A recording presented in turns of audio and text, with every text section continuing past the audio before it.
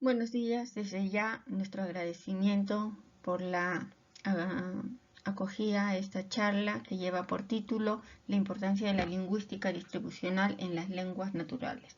Trabajo elaborado por quien les habla Isabel Magali Rodríguez Abarca y Jacqueline Soto Osorio, estudiantes de la Escuela Profesional de Literatura y Lingüística de la Universidad Nacional de San Agustín. Para hablar de lingüística distribucional es necesario abordar conceptos previos para poder entender para poder llegar a un mejor entendimiento sobre esta charla. La lingüística es una ciencia que estudia los fenómenos del lenguaje, así como sus orígenes, sus cambios en el tiempo, su estructura y funcionamiento. Su propósito es entender mejor tanto las lenguas vivas como las muertas, o sea, aquellas que ya nadie habla, pero que explican el modo en que las lenguas modernas han surgido. La lengua, desde la Real Academia, hemos extraído dos definiciones. La primera, desde un enfoque biológico, nos dice que es un órgano muscular situado en la cavidad de la boca de los vertebrados y que sirve para gustar y deglutir, así como para modular sonidos. Desde el enfoque lingüístico, es un sistema de comunicación verbal propio de una comunidad humana y que cuenta generalmente con una escritura. En la actualidad, Ferdinand de Saussure es considerado el padre de la lingüística. Para este teórico, la lengua es un sistema de signos organizado de manera unificada. Para analizar este sistema desde la ciencia, se propone definir qué es la semiología. Entonces, para Saussure nos dice que la lingüística en términos generales es el estudio de los signos. Saussure nos dice que el lenguaje es una capacidad humana que se conforma de signos y permite expresar ideas, pensamientos y sentimientos. Este es un objeto binario que es formado por la lengua desde una mirada social y el habla desde una mirada individual. Es entonces el lenguaje físico, fisiológico y psíquico. En la teoría lingüística de Saussure, el signo lingüístico es la unidad de significado más pequeña en la comunicación humana. Esta es una unidad mental que se conforma por un significado, un concepto y un significado, una imagen. El valor del signo lingüístico depende de su relación con otros signos. Esto significa que ellos no se definen individualmente, sino que dependen de un sistema lingüístico que se integra. Acá en la imagen podemos ver que el significado del árbol es un conjunto de ramas que nacen de un tronco de madera y que pueden contener flores y frutos. Y el significante, que es el plano fónico, o sea, el sonido, árbol. Entonces, entendemos que el signo lingüístico está constituido por el significante y el significado. Ahora abordaremos en sí la lingüística distribucional.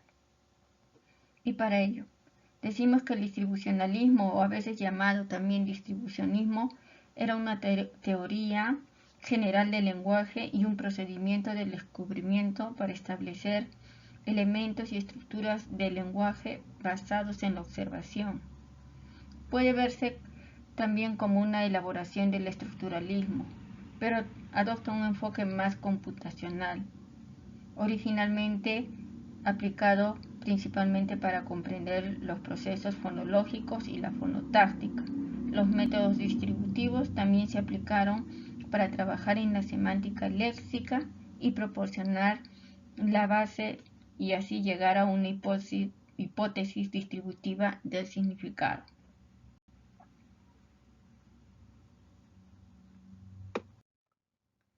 Ahora abordaremos los orígenes de esta teoría.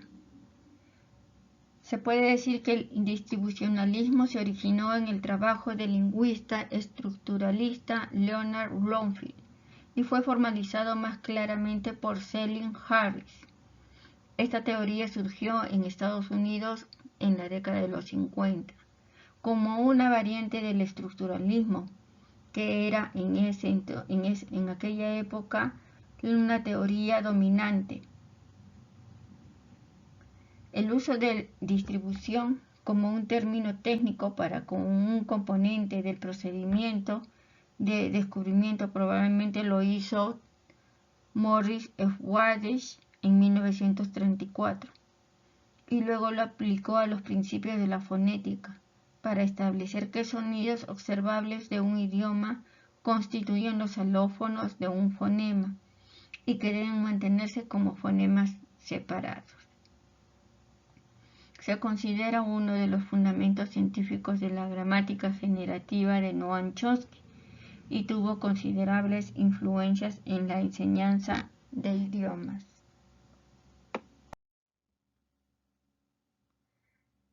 Mecanismo versus mentalismo. Bloomfield llama a su tesis mecanismo y la opone al mentalismo. Para él, en efecto, el habla no puede explicarse como un efecto de los pensamientos, intenciones, creencias o sentimientos. Por lo tanto, uno debe ser capaz de explicar el comportamiento lingüístico y la estructura jerárquica de los mensajes transmitidos sin suposiciones sobre las intenciones y estados mentales de los hablantes. Desde la perspectiva conductista, un estímulo dado corresponde a una respuesta dada. Sin embargo, el significado es algo inestable para los distribucionistas, dependiendo de la situación, y no es observable. Por lo tanto, debe eliminarse como elemento del análisis del lenguaje. La única regularidad es de carácter morfosintáctico. Son las variantes estructurales de la morfosintaxis las que nos permiten reconstruir el sistema lingüístico a partir del análisis de sus elementos observables, las palabras de un corpus dado. Las características de la lingüística distribucional. Se dice que la idea principal del distribucionalismo es que las unidades lingüísticas son lo que hacen, lo que significa que la identidad de las unidades lingüísticas se define por su distribución. Selin Harris solía considerar el significado como demasiado intuitivo para ser una base confiable en la investigación. El uso del lenguaje debe observarse directamente mientras se observan todos los entornos en los que debe ocurrir una unidad.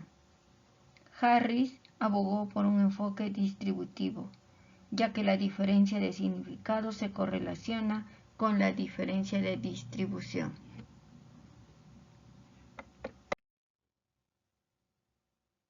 La enseñanza de la lengua materna debe desarrollarse de forma creativa, que tenga como base relaciones democráticas, relaciones que promuevan el desarrollo de capacidades comunicativas, flexibles, creativas, que provoquen el cuestionamiento, la búsqueda, la curiosidad y la imaginación del niño como sujeto protagónico del proceso de un aprendizaje. Para lograr que el educando participe de manera activa en este proceso pedagógico, es necesario diseñar y construir situaciones de enseñanza-aprendizaje que integran un alto grado de autoaprendizaje. El desarrollo de actividades colectivas que propicien el desarrollo intelectual logran una interacción entre lo individual y lo colectivo. Es entonces que el lenguaje oral no solo necesita el niño para establecer amistades, para jugar, atender la televisión y otros medios educativos, sino que es el medio privilegiado para aprender nuevos conocimientos. Es precisamente en la comunicación donde tiene un lugar la interacción entre lo individual y lo colectivo. Bueno, eso ha sido nuestra exposición. Muchas gracias.